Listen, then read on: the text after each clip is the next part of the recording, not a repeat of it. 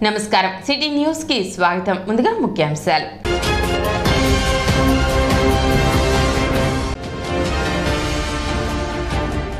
ప్రతిపక్షాలపై దుష్ప్రచారం ఆపి పెన్షన్ల పంపిణీ ప్రక్రియపై దృష్టి పెట్టాలి జనసేన పిఎస్సి చైర్మన్ నాదెండ్ల మనోహర్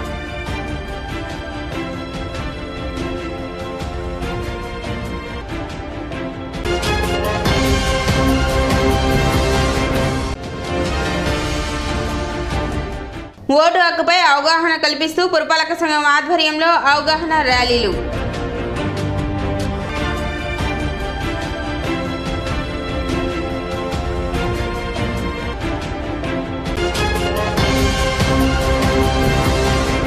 జనసేన అధినేత పవన్ కళ్యాణ్ ఈ నెల 3వ తేదీ తెనాలి పర్యటన విజయవంతం చేయాలని తెనాలి జనసేన పిఎస్సి చైర్మన్ నాదెండ్ల మనోహర్ పిలుపునిచ్చారు. 3వ తేదీ సాయంత్రం 4 ప్రత్యేక హెలికాప్టర్ల ద్వారా తెనాలి చేరుకుంటారని హెలీప్యాడ్లో దిగి వారాహి వాహనం మీద రోడ్ షో ద్వారా మార్కెట్ సెంటర్లో పురవేదిక వద్దకు చేరుకుంటారని నాదెండ్ల తెలిపారు. పురవేదిక వద్ద సాయంత్రం 6 గంటలకు బహిరంగ సభలో ప్రసంగిస్తారని చెప్పారు. బీజేపీ, టీడీపీ, జనసేన నాయకులు, కార్యకర్తలు పెద్ద సంఖ్యలో పాల్గొని సభను జయప్రదం చేయాలని కోరారు. 3వ తారీఖున సాయంత్రం 4 గంటలకి జనసేన పార్టీ అధ్యక్షులు పవన్ కళ్యాణ్ గారు తెనాల్లో చెంచుపేటలో హెలికాప్టర్ ద్వారా అక్కడ దిగి అక్కడి నుంచి మెయిన్ రోడ్డు పైన వారాహి విజయ యాత్ర కొనసాగించే విధంగా ప్రజలందరికీ ఆయన కనపడి సుమారు 6 గంటలకి తెనాలి పురవేదిక దగ్గర మన మార్కెట్ సెంటర్ దగ్గర ఒక బహిరంగ సభ నిర్వహించబోతున్నాం. తెనాలి నియోజకవర్గంలో ఉన్న ప్రజలందరినీ కూడా మనస్ఫూర్తిగా మేము ఆహ్వానిస్తున్నాం. ఎన్నికల కార్యక్రమంలో ప్రచారంలో భాగంగా పవన్ కళ్యాణ్ గారు తెనాలికి వస్తున్న సందర్భంగా ఘన స్వాగతం పలికే విధంగా, అదే కాకుండా మనం రాబోయే రోజుల్లో ఎటువంటి ప్రణాళికతోటి తెనాలి అభివృద్ధి కోసం కానివ్వండి, ఈ ప్రాంతంలో చేపట్టబోయే అనేక సంక్షేమ కార్యక్రమాలు, అభివృద్ధి కార్యక్రమాలు, వీటిపైన ఆయన ప్రత్యేకంగా ఉపన్యాసాల్లో ప్రస్తావిస్తారు. ఉమ్మడి పార్టీల మేనిఫెస్టోలో భాగంగా మేము నిర్ణయించుకున్న కొన్ని అంశాలు, మహిళా భద్రత కోసం, యువత ఉపాధి కోసం, అదేవిధంగా రైతాంగానికి, కౌలు రైతుల కోసం ప్రత్యేకంగా మేము పెట్టిన కొన్ని అంశాలు, వీటి గురించి ప్రతి ఒక్కరికి అర్థమయ్యే విధంగా పవన్ కళ్యాణ్ గారు ప్రత్యేకంగా ఈ సమావేశానికి హాజరవుతారు. ఓటు హక్కు కలిగిన ప్రతి ఒక్కరూ తమ యొక్క ఓటు హక్కును వినియోగించుకుని దేశ ప్రజాస్వామ్య విలువలను కాపాడాలని మున్సిపల్ కమిషనర్ బండి శేషన్న తెలిపారు. రాష్ట్ర ఎన్నికల అధికారి వారి ఆదేశాల మేరకు స్వీప్ కార్యక్రమంలో భాగంగా సోమవారం పట్టణ రజక చెరువు వద్ద నుండి పురపాలక సంఘం ఆధ్వర్యంలో ఎన్సీసీ విద్యార్థులతో ఓటు హక్కు వినియోగంపై అవగాహన ర్యాలీ నిర్వహించారు. మే 13వ తేదీన జరిగే సార్వత్రిక ఎన్నికలలో ఓటు హక్కు పొందిన ప్రతి ఒక్కరూ స్వచ్ఛందంగా ఓటును వినియోగించుకొని మంచి నాయకులను ఎన్నుకోవడం ద్వారా దేశ అభివృద్ధికి తోడ్పడిన వారవుతారని కమిషనర్ శేషన్న పేర్కొన్నారు. ఈ కార్యక్రమంలో assistant commissioner Anusha, assistant city ప్లానర్లు Z Sudhakar, LL Subbarao, sanitary ఇన్స్పెక్టర్లు A Ramachandrarao, D Srinivasarao, Y Anupama, B Tirupatirao, municipal సిబ్బంది, సచివాలయ ఉద్యోగులు పాల్గొన్నారు.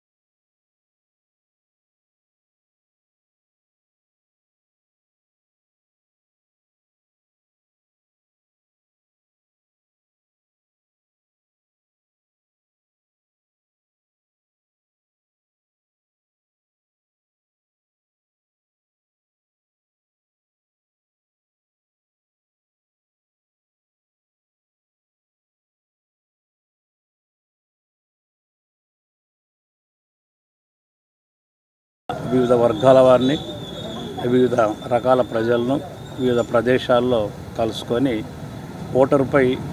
ఓటింగ్పై అవగాహన, ఓటింగ్లో ప్రక్రియలో పాల్గొనాలనేటువంటి అంశం గురించి ప్రతి ఒక్కరు కూడా ఎడ్యుకేట్ చేస్తున్నాం. అందులో భాగంగా ఈరోజు ఎలక్షన్ కమిషన్ ఆఫ్ ఇండియా వారు ఇచ్చినటువంటి ఆదేశాలకు అనుగుణంగా ఎన్సీసీ, ఎన్ఎస్ఎస్ వాలంటీర్స్ ఎవరైతే ఉంటారో, అంటే ఈ రిలేటెడ్ వాళ్ళు ఎవరైతే ఉంటారో వాళ్ళందరి చేత కూడా మనం నియోజకవర్గం అంతటా కూడా ర్యాలీస్ అవగాహన కల్పించండి అనేసి ఆదేశాలు ఇచ్చి ఉన్నారు. అందులో భాగంగా పట్టణం నందు రజక పార్క్ ఏరియా నుంచి చిన్నరావర్ పార్క్ వరకు వివిధ స్కూళ్ళలో ఉన్నటువంటి ఎన్సీసీ, ఎన్ఎస్ఎస్ విద్యార్థుల చేత సుమారుగా ఒక 200 మంది చేత ఈరోజు ఈ యొక్క ర్యాలీ ఏర్పాటు చేయడమైంది. సో ప్రజలందరూ కూడా గమనించవలసిందంటే కార్యక్రమాలను గమనించండి, ఓటింగ్ ప్రక్రియలో ఎందుకు పాల్గొనాలి. పెన్షన్ల పంపిణీ విషయంలో వైసీపీ కావాలని జాప్యం చేసేలా వ్యవహరిస్తుందని టీడీపీ ఆరోపించింది. ఇంటింటికి పెన్షన్లు పంపిణీ చేసేలా ఆదేశాలు ఇవ్వాలంటూ సీఎస్ జవహర్ రెడ్డిని టీడీపీ నేతలు కోరారు. సెల్ఫ్ సర్క్యులర్ ఈసీ నిబంధనలకు విరుద్ధంగా ఉందని సీఈఓకు టీడీపీ నేతలు ఫిర్యాదు చేశారు.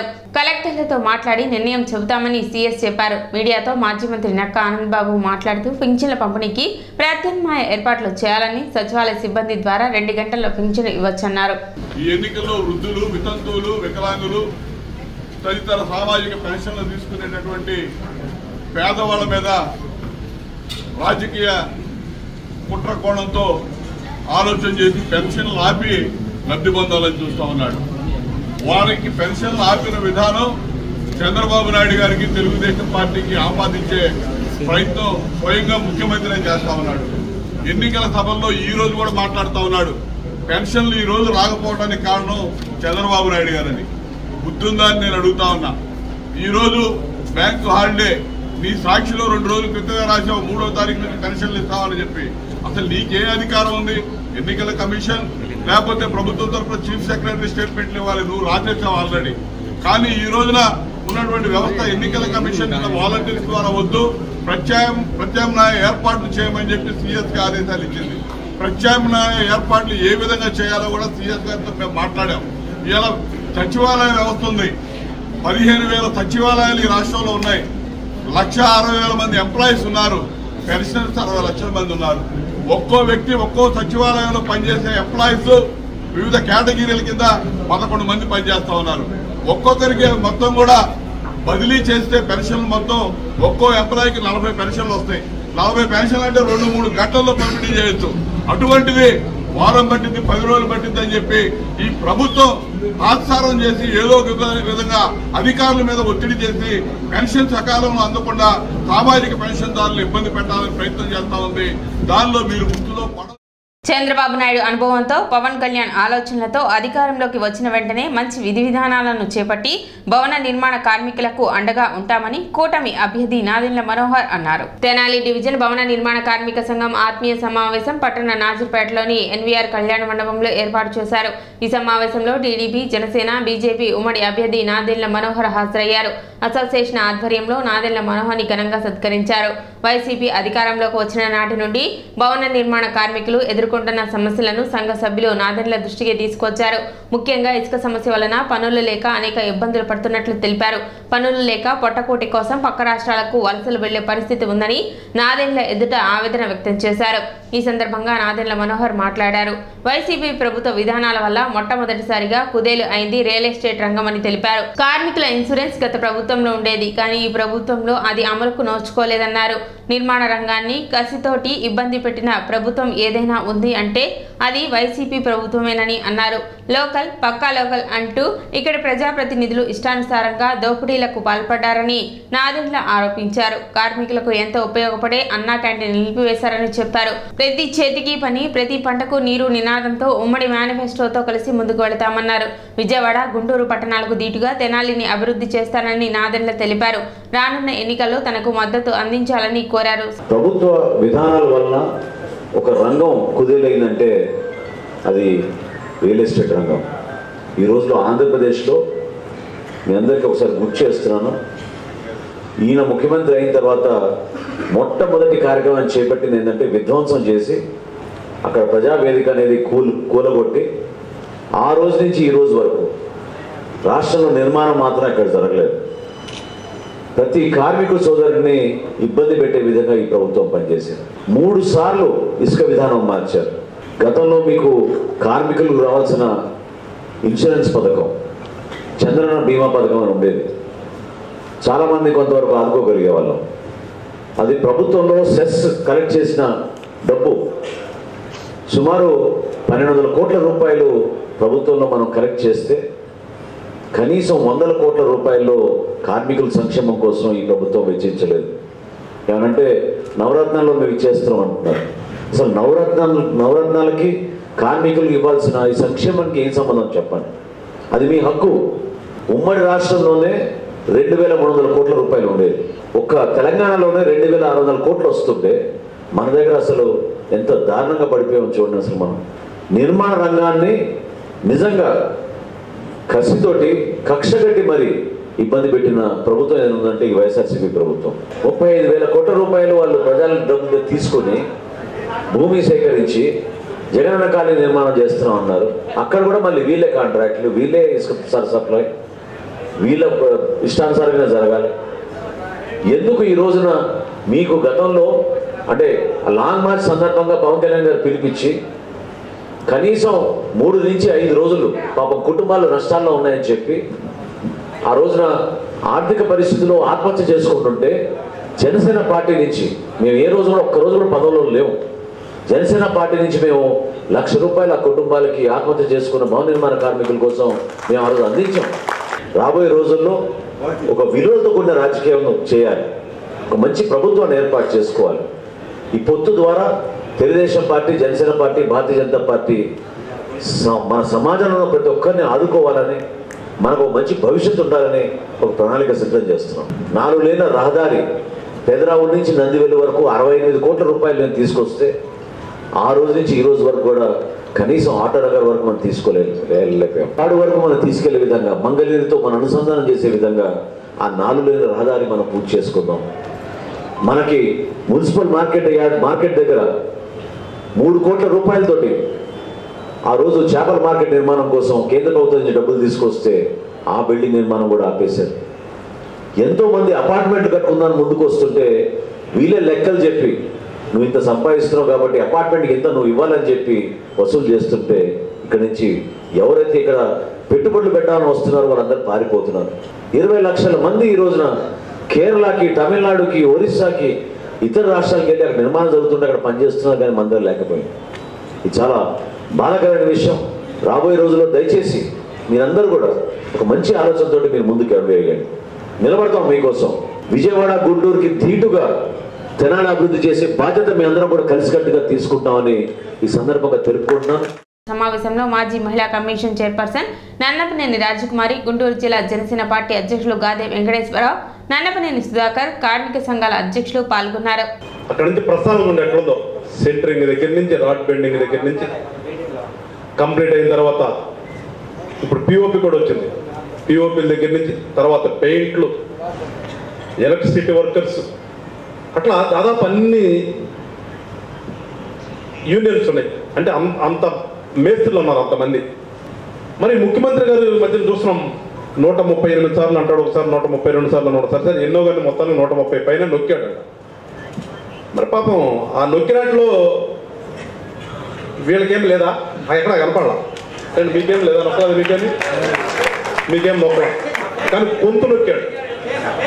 బటన్ నొక్కలేదు కానీ గొంతు నొక్కాడు. రావటంతోనే పట్టుకుని నొక్కాడు.